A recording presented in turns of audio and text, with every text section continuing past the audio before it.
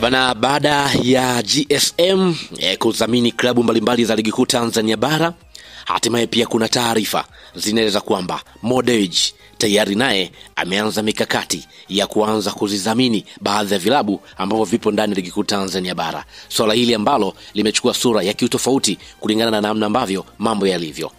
Kabla sijakupatia taarifa hii kiundani, nikukumbushe tu kwamba hii hapa ni Swahili Media. Kama bado hujaweza kusubscribe, basi nikuombe subscribe ili tuwe pamoja siku zote. Mimi naitwa Chicharito. Karibu tuweze kuangazia taarifa hii kiundani zaidi. Katika kile kinachoonekana kama hatua kubwa ya kihistoria kwenye maendeleo ya soka la ndani,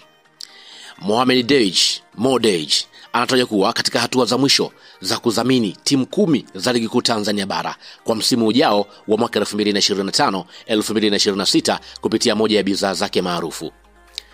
Kwa mujibu wa taarifa za Kikachelo, mikataba ya udhamini kwa kiasi cha kati ya milioni 300 hadi 500 kwa kila timu tayari zimeweza kuandaliwa na timu husika zimeshapokea nyaraka rasmi za mikataba hiyo.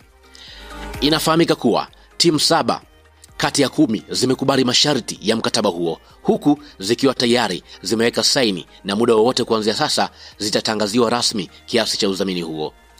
Mpango huo wa Mo Dewji unatajwa kuwa sehemu ya kupanua ushawishi wa kibiashara wa bidhaa zake, sambamba na kuinua hadhi ya soka la ndani, hususan kwa klabu ambazo zimekuwa zikihangaika kupata wadhamini madhubuti.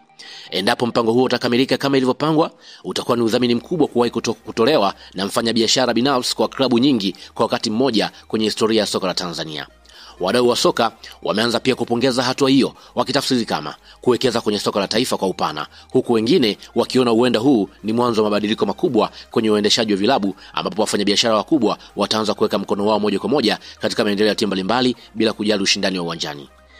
Timu zinazotarajiwa kunufaika na udhamini huo bado hazijawekwa wazi rasmi, lakini tetesi zinaeleza kuwa baadhi ni zile ambazo zimekuwa zikifanya vizuri katika misimu miwili iliyopita, pamoja na klabu mpya zilizopanda daraja na kuonyesha uwezo wa kuvutia kwa upande wa wadhamini.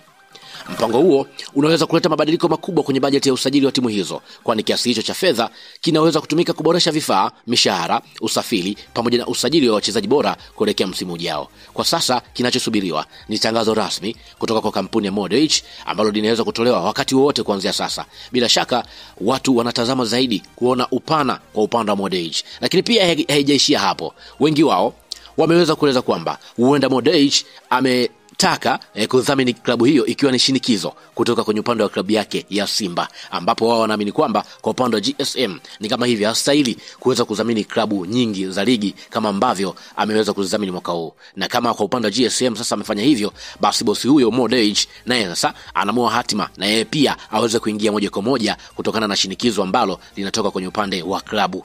Kwa hiyo muda wote mambo haya yataweza kutolewa taarifa. Lakini kwa upande wako unadhani ni kwa sababu GSM amedhamini vilabu vingi na ndio maana Mo Dewji naye anataka kudhamini vilabu vingi? Toa maoni yako na mimi nitapitia. Shukran.